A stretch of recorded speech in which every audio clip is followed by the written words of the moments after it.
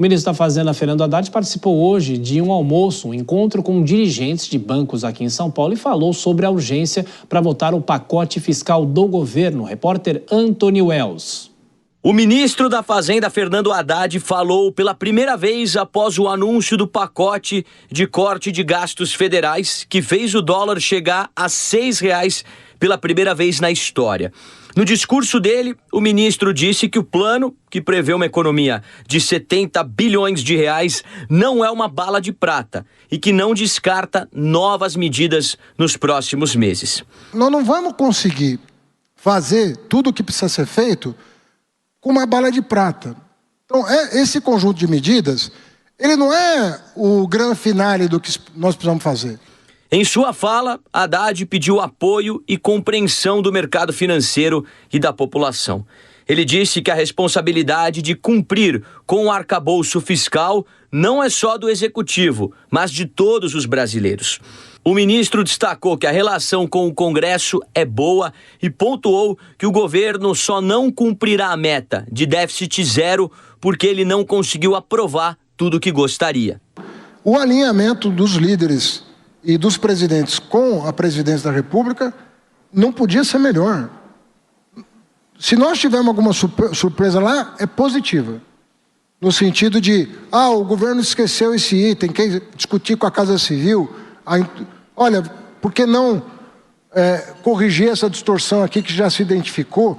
O evento aqui em São Paulo foi realizado pela FEBRABAN, a Federação Brasileira dos Bancos, que acredita que as medidas anunciadas estão no caminho certo. Mas assim como muitos economistas, defende que não são suficientes para estabilizar a dívida.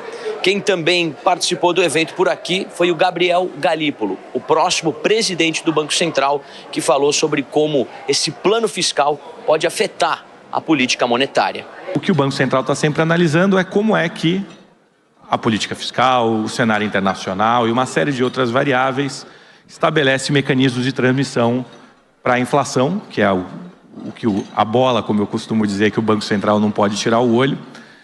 E a partir disso é que passa a ser feita a análise que o Banco Central faz. Quem também compareceu da equipe econômica foram as ministras Esther Dweck e Simone Tebet, que disse que o país gasta muito e gasta mal, mas reforçou que o governo tem a capacidade de reduzir custos sem retirar direitos. O presidente Lula está no seu terceiro mandato. Ele sabe, o foco é o social, o foco é emprego, é renda, são as pessoas que mais precisam. Mas ele sabe que o imposto mais perverso para o trabalhador brasileiro chama-se inflação. E a inflação vem com as contas descontroladas. As contas equilibradas é que vão garantir que a inflação nunca mais volte a conviver com as famílias brasileiras. Uma das medidas anunciadas é endurecer as regras para as pessoas que recebem o BPC, o benefício de prestação continuada.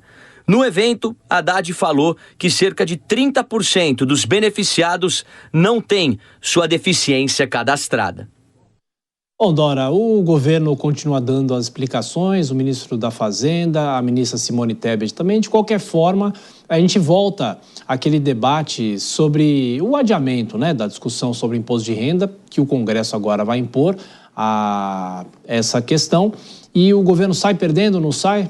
Olha, o governo, ainda vamos ver como é que isso vai se desenrolar, porque o ministro Haddad diz, olha, eu posso voltar ao presidente Lula, não tem bala de prata, ou seja, o que ele diz? Não é definitivo. Isso também pode ser bem recebido, porque como se viu que o que foi apresentado não foi bem recebido, quando ele admite um recuo, ele vai, talvez provoque alguma reação mais positiva. Agora, do ponto de vista político, a gente tem aí o ministro Haddad, ficou muito claro, e a ministra Tebet, se a gente colocar as coisas em termos de perde e ganha, perderam.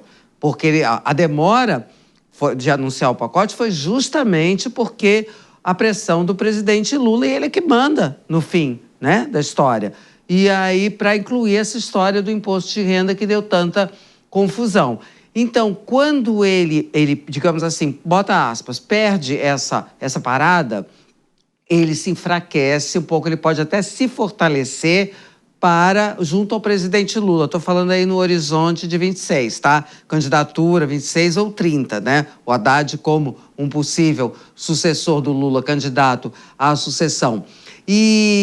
Mas se ele se fortalece no PT, o PT aplaudiu o Haddad. Isso é uma coisa rara, né? Porque o PT só critica o Haddad.